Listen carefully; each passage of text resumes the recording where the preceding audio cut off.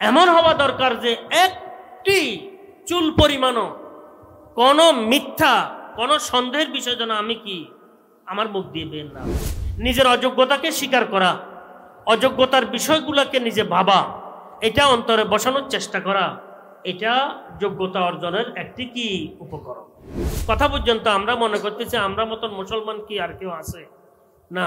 এখন ধরি চট করি বড়দের ভুল ধরি, চট করি বড়দের উপর আক্রমণ করি, কথা পর্যন্ত চট করি বড়দের ব্যাপারে সমালোচনা মুখে দিয়ে এসে যায়। কেন? সজীবতার কারণে। একটু পরীক্ষা আসুক না তো দেখবেন ঈমান রেখে আমরা কোথায় ভাগি। সুবহানাকা লা ইলমা লানা ইল্লা মা আল্লামতানা ইন্নাকা আনতাল আলিমুল হাকিম।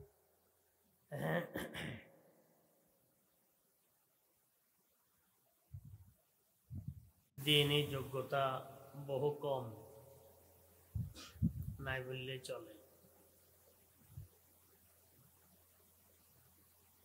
আমরা সাধারণত জমানা হিসাবে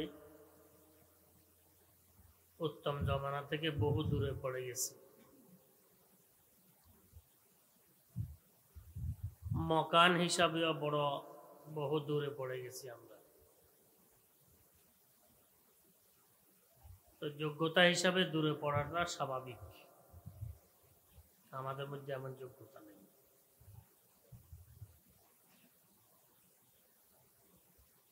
আমরা যদি যোগ্য হইতাম তো আমাদের জন্ম বহু পূর্বে হইত।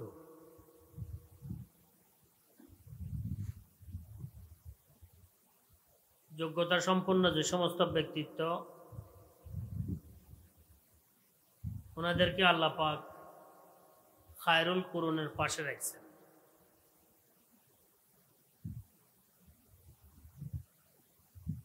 হাকিমুল উম্মাত থানভী রহমতুল্লাহ লিখছেন যে আল্লাহ পাকের বড় এহসান, আমাদেরকে সাহাবায়ে কেরাম রিজওয়ানুল্লাহি আলাইহিম আজমাইনের জমানা আল্লাহ পাক পাঠাননি।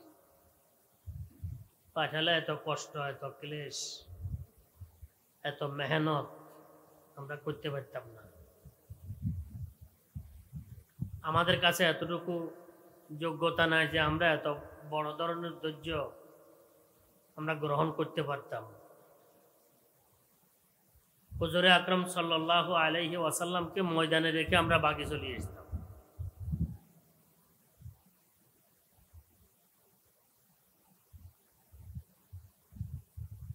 আমরা আসলে নিজেদের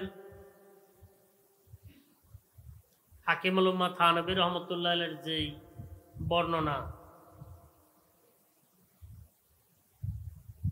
এটা নিজেদের উপরে যদি আমরা চিন্তা করি তো আমরা নিজেরা বুঝতে আমাদের জন্য সহজ হবে।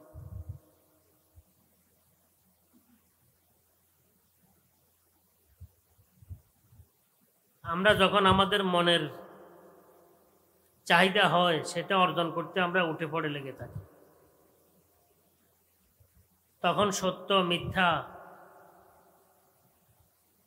অবাস্তব অবান্তর অতিরঞ্জিত কথাবার্তাগুলা দিয়ে মনের চাহিদা পূরণে সাজ দেওয়াটা আমাদের জন্য একটি ব্যাপারও নয়।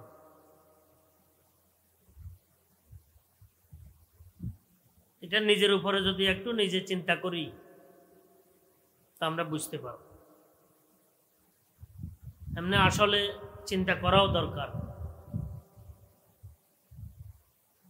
যে আমার কতটুকু যোগ্যতা আছে।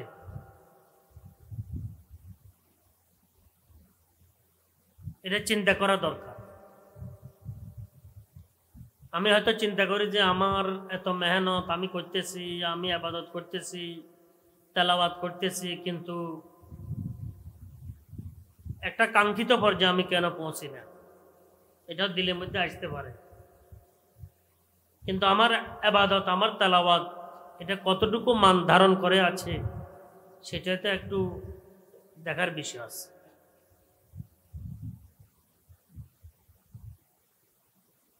যখন এই নফসের সাথে টক্কর হয় তো বোঝা যায় যে আমাদের কি অবস্থা। আমরা এখানে একদা 3-4 বছর আগের ঘটনা, আমার ঘটনা তো বহু আছে, কিন্তু কিছু ঘটনা আছে এটা আমি ভুলি না, এটা আমি ভুলি না।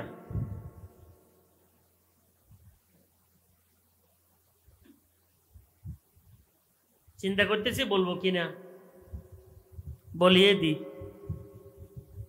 যে আমরা কতটুকু পর্যায়ে। চিন্তা করে দেখেন, আমাদের উত্তর নুরানি থেকে একটা ছেলে কোন দিকে চলে গেছে। 3 বছর আগের ঘটনা বা 4 বছর আগের ঘটনা।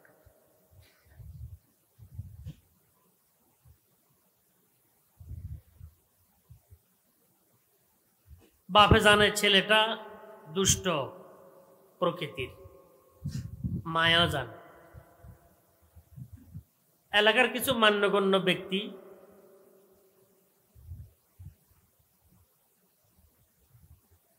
দাড়ি টুপিও আছে, ইসলামিক কাজ কর্মের সাথে জড়িত আছে।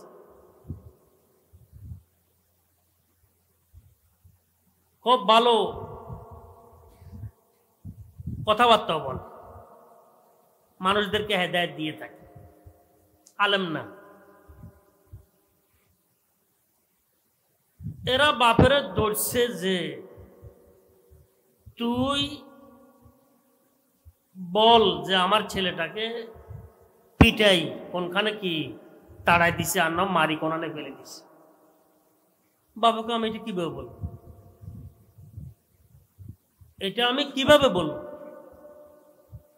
কোনা যা কিছু তোর দরকার, টাকা পয়সা যোগাযোগ, কোর্টে যাইতে থানায় যাইতে, এটা সব আমরা করব, তুই শুধু আমাদের পাশে থাকবি। বাবাকে এটা আমার দ্বারা সম্ভব না, কারণ হুজুরদেরকে আমি জানি, হুজুরদেরকে আমি চিনি, হুজুররা আমার ছেলের সাথে এই ব্যবহার কখনো করেনি। আমি একটা মিথ্যা অজুহাত দিয়ে একটি প্রতিষ্ঠানের বিপরীতে আমি অবস্থান কেন নিব?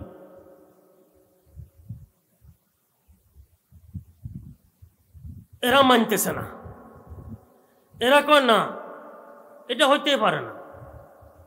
তোর হয়তো মন নাও চলতে পারে, তুই অপদার্থ, তুই বাপ না, বাপের নামে কলঙ্ক।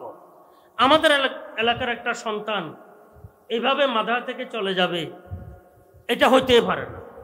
নিশ্চয় মাদ্রাসাওয়ালার এখানে কি আছে, দোষ আছে, পিটাইয়া হয়তো তারে তাড়াই দিছে, আর নইলে মারি ফেলছে, বাড়িও কাছে। আমরা বরদাস্ত করতে পারবো না। তুই বাপ হই বরদাস্ত করতে পারো, কিন্তু আমরা পারবো না। আমাদের কলজার টুকরা ছেলে, আমাদের ভবিষ্যৎ। শেষ পর্যন্ত বাপ টিকতে না পারে, আমাদের এখানে এই তারা সহ আসে গেছে। বাপের চাইছে থানা নেওয়ার জন্য, বাপের চাইছে পুলিশের সাথে যোগাযোগ করার জন্য, বিভিন্ন পন্থায় চেষ্টা হচ্ছে। বাপকে জানা আমি পারবো। আমি একটি প্রতিষ্ঠানের বিপরীতে, আমি জানি এখানের হুজুররা কখনো কিভাবে নির্যাতন করে না। আমি অবাস্তব অবান্তর একটা অভিযোগ দিয়ে মিথ্যা, আমি একটা মাদ্রাসার বিপরীতে এ করে আমি কি নিজের জিন্দেগি ধ্বংস করবো না? না, তুই ধৈর্য ধারণ করতে পারবি, তুই অপদার্থ, তুই বাপ ন, তোর তো শিক্ষা নাই, তোর তো জ্ঞান নাই, জাগতিকভাবে তোর কোনো হোশ নাই, গোশ নাই। যাহা কিছু দরকার আমরা করতেছি, আমাদের পাশে থাক। পাবে কর, তাহলে এক কাজ করো, আমরা বহুদূরের কাছে যাই। আমার কথা না, এখানে গেলে কোনো লাভ হইতো না। বাবে ক প্রথমে সেখানে যাই। হুজুরে কি বলে দেখি।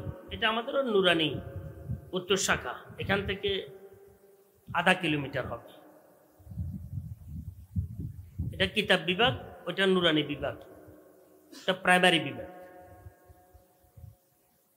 শেষ পর্যন্ত ওরা বাপের কোনো দিকে নিয়ে যেতে না পেরে এরা বাপেরা আমার কাছে নিয়ে আসছে। আমার কাছে নিয়ে আসছে, আমিও বসছি, বাপও আছে, এরা 5 জন। মানে আমরা কতটুকু, এটা আমরা বিবেচনা করা দরকার যে আমাদের মান, আমাদের মর্যাদা, আমাদের মানসিকতা কতটুকু নিচু। এটার হয়তো কেউ উঁচু পর্যায়ের মনে করবে, কিন্তু আমি আমারটা বলতেছি এটা কতটুকু নিচু। এটা শুধু কি মনের একটু সামান্য প্রতিষ্ঠানের ব্যাপারে কি আছে, প্রতিষ্ঠানটি কি হয়তো একটি পর্যায়ের আমরা ওই পর্যায়ের প্রতিষ্ঠানকে পছন্দ করি না, শুধু এটা আর কিছু না। মানে পেছে ফালাই প্রতিষ্ঠানকে কি করা, আক্রান্ত করা, অন্য কিছু নেই। সুযোগ তালাশ করা। আসছে, আসার পর কথাবার্তা বলতেছে বিভিন্ন রকমের। আমি বললাম যে আসলে আমাদের এখানে তো পিটাপিটির কোনো নিজাম নাই, সব গ্রামের ছাত্র, এর সাথে সাথে তো আরো পণ্যওয়ালা আছে সব গ্রামের। জিজ্ঞাসাবাদ করলে তো দেখলাম যে আমার সাথে কোনো বেয়াদবি সুলভ আচরণ করে নাই, কিন্তু এমন মাতুন মাসির দরদ বেশি কি আমাদের একটা সন্তান কলিজার টুকরা,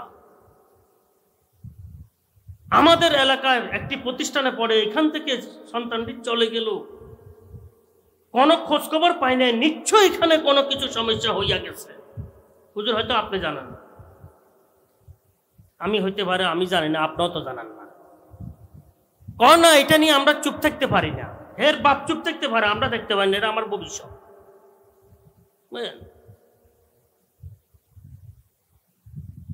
তো বাপ এর ফাঁকে দি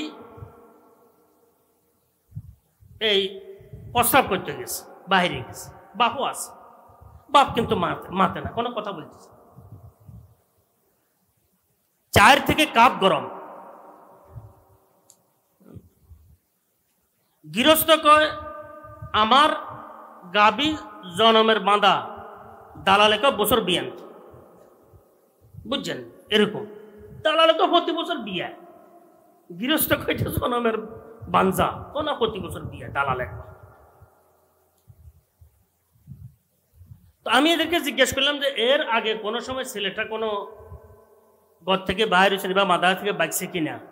কই না, এত সরল, এত সোজা প্রকৃতির, এত ভালো করে, হাঁ রে না, না রে হাও বলতে পারে না।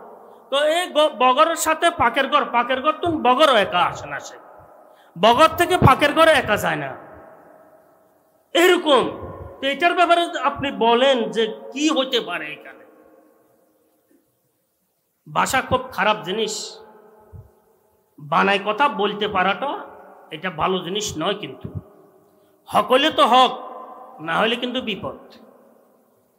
এত ভাবে এরা দেখলাম যে খুব একটা জ্বালাময় অবস্থার মধ্যে আছে, যে কিভাবে এটা সম্ভব হচ্ছে, আমরা কিভাবে চুপ থাকতে পারি। বাপ অশিক্ষিত, বাপ চুপ থাকতে পারে, আমরা অশিক্ষিত নই। আমি অমুকখানে এটা করি, অমুকখানে এটা করি, অমুকখানে জব করি, অমুকখানে কব করি, এগুলো করছি। এত সরল সোজা ছেলেটা, তো পাকের ঘর থেকে বগরও আসে না, বগর থেকে পাকের ঘরও যায় না রাত্রে, একদম পাশাপাশি। এত সরল সোজা, এটা কোনো দিকে যাওয়ার তো প্রশ্নই আসে না। এমনি বাপ আসছি, আমারও কোন বুঝতে পাইল।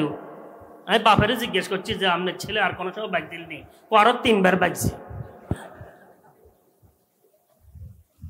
আমি এত কথা আগরে তুমি বলে বগরও আসে না, আমি আর বাড়াই নাই, আমি এতটুকু যথেষ্ট একটা জ্ঞানী ব্যক্তি। তাই বাপেরে বললাম যে এক কাজ কর। তারপরে এরা একটু পেরেশান হয়ে গেছে, কিরে এইভাবে এরা কয় পাকের ঘর থেকে বড় ঘরে যায় না, বড় ঘর থেকে পাকের ঘরে আসে না। বাপে কয় এর আগে 3 বার গেছে, অমুকখানে চলে গেছে, অমুকখানে চলে গেছে, অমুকখানে চলে গেছে। বাবা এখানে বলতেছে আমার ছেলের কি দোষ, হুজুরদের কোনো দোষ নেই। এখানে এরা কয় না, কি বুঝবেন আপনার ছেলের দোষ, হুজুরের দোষ নাই, হুজুরের দোষ, ছেলেদের কি দোষ। এটা আমাদের সাথে যেটা ঘটছে এটা বলতেছে। তা আমি বললাম যে এক কাজ করেন, আমি একটা তাবিজ দিই, আল্লাহর রহমতে চলে আসবে। কোন আমরা ধৈর্যের বাঁধ আমাদের আর রাখতে পারতেছি না, এটা ভাঙতেছে ধৈর্যের বাঁধ। আচ্ছা একটানা ধৈর্য আর একটু ধারণ করেন, তাবিজ দেন। তাবিজ একটা নিয়ে যান, নিয়ে গেছে তাবিজ একটা নিয়ে যাওয়ার পর পোলা পরের দিন চলে এসছে। আল্লাহ পাকে সাহায্য করছে, কোত্থেকে কি হইতো আল্লাহ পাকে জানে। পোলা আসার পর মানে এতটুকুর পর পোলা আসছে, এখন পোলার ঘটনা বলি। পোলারে বেড়াই দিচ্ছে ওরা, বাপ ছাড়া। পোলারে ধরছে তুই বল তোরে মারছে, তোর ধমকে দিছে, কেস আমরা খাড়া করবো, তোর যা দরকার তা আমরা ঠিক করবো। এই ভদ্রলোকগুলা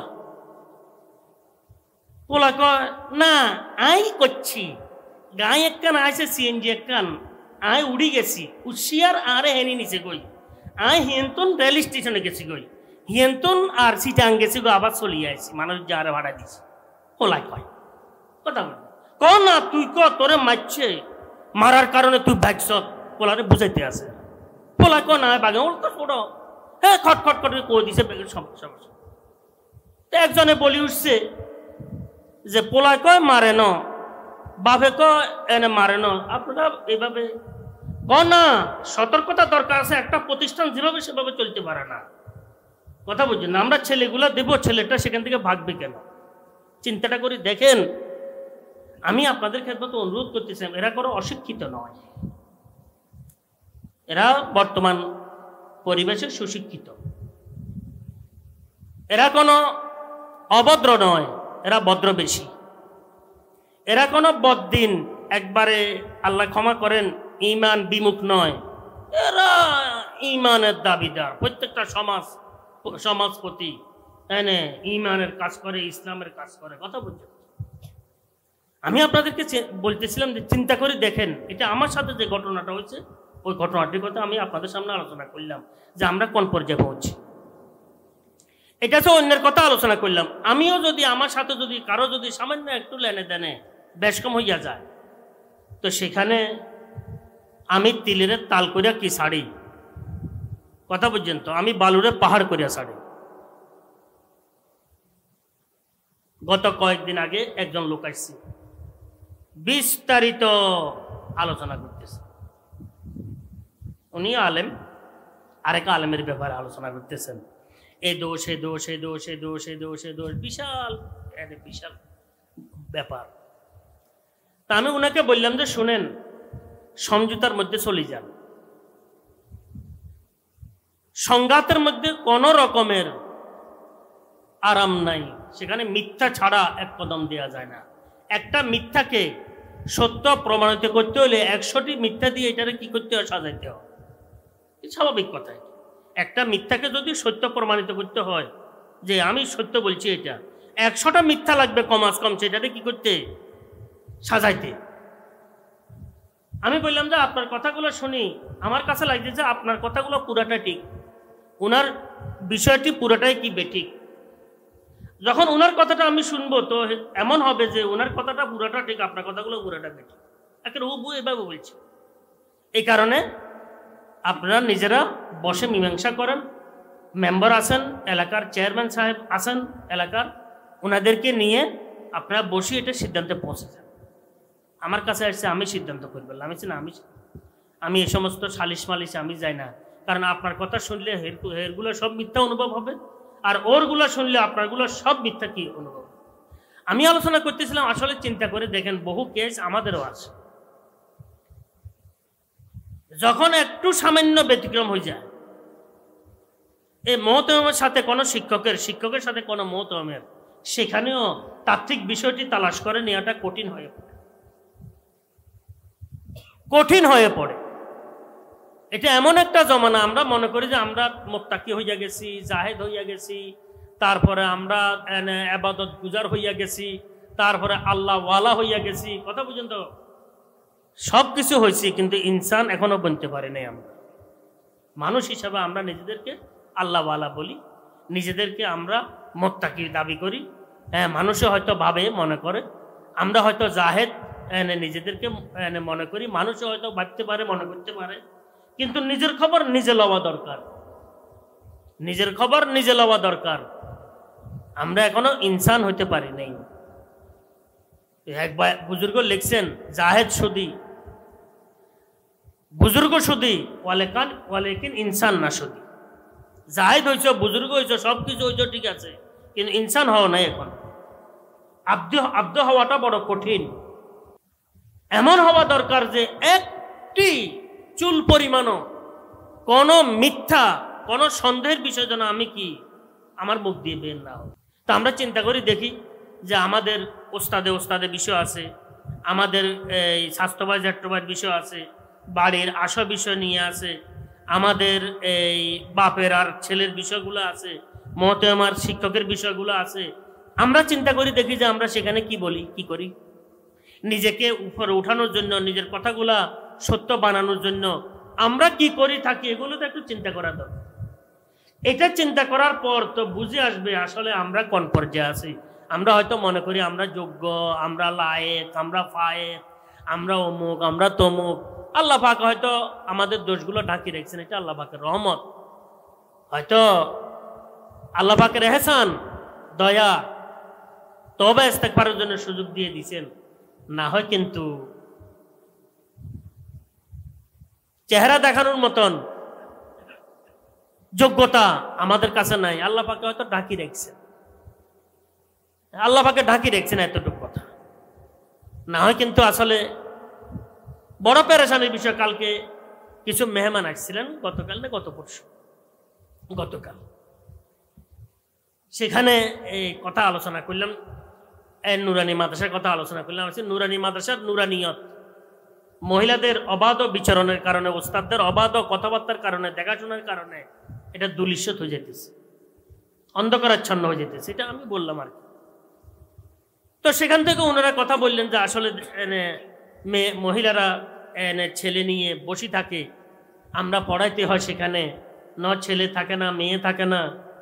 তা আমি বললাম যে এখন চিন্তা করি, দেখেন আপনি পড়াইতে আছেন হামজা লাম জবর আল, হামজা লাম জবর আল, নাসি নাসি আপনি পড়াইতে আছেন, আর হিয়ানের যুবতী মহিলা বসে আছে, আপনার চোখও তার দিকে পড়তেছে, তার চোখও আপনার উপরে পড়তেছে। এখন জানি না কি অবস্থা। আমার তো বুড়া হিসাবে আমি মনে করি যে আমি তখন দিলকে রক্ষা করা, চক্ষুকে হেফাজত করা, এটা আমার জন্য বড় কি কঠিন হয়ে পড়ে। এবারে সবাই বলতেছে হ্যাঁ হুজুর এটা তো অবশ্যই ঠিক কথা। আমি বললাম যে মহিলাদের জন্য ভিন্ন জায়গায় রাখেন। এক মাদ্রাসায় গেছি, মাদ্রাসাওয়ালার সাধারণ মানুষ বলতেছে হুজুর স্কুলের কি দোষ, মাদ্রাসা যে মহিলাদের এই চাপ, হুজুরদের সাথে এভাবে কি অবাধ কথাবার্তা চলাফেরা, স্কুলে কি দোষ করছে, প্রাইভেট প্রতিষ্ঠানে কি দোষ করছে, এরা সাধারণ মানুষকে অভিযোগ করতেছে। তা আমি আলোচনা করতেছিলাম এদের সাথে, আমাদের চিন্তা করে দেখেন, এই আল্লাহ আমাকে হেফাজত করেন, আমাদেরকে সবাইকে হেফাজত করেন, কে যেভাবে আমরা সামনে আনতেছি, আমরা সামনে যাইতেছি, আমাদেরকে দেখতেছি, আমরা দেখতেছি, আমাদের কল্পনার জগতে এরা ঘুরতেছে, তাদের কল্পনার জগতে আমরাও ঘুরতেছি। শুধু পরিবেশগত কিছু আর বাধা আছে, আর না হলে কোনটায় বাকি আছে? চোখের জানা হইতেছে, কানের জানা হইতেছে, মুখের জানা হইতেছে, কথাবার্তা কি বলতেছি, দিলের জানা হইতেছে, আর বাকি আছে কোনটা? যেটা বাকি আছে এটা হয়তো কোনো বাধার কারণে হচ্ছে না, সুযোগ হলে এটা হয়ে যেত। নফসে মাহাম কমতারাজ ফির আউনে নিস লেকে উরা আউনে মারা আউনে নিস।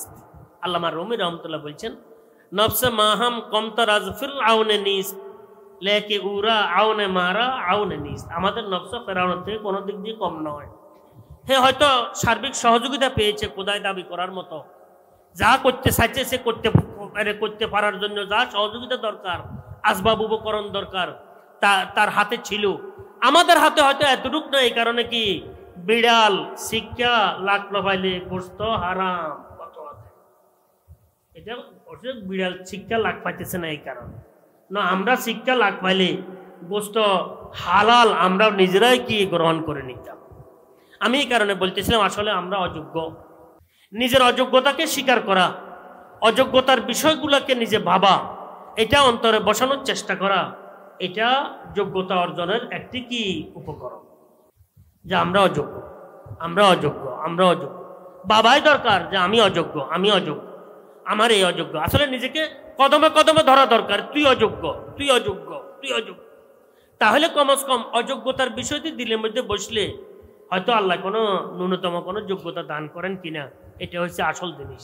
আগের জমানার মুরব্বীরা চিল্লা কাটাইতেন যে তুমি চিল্লায় বসে বসে তুমি চিন্তা করিও যে আমি অযোগ্য, আমি অযোগ্য, আমি অযোগ্য।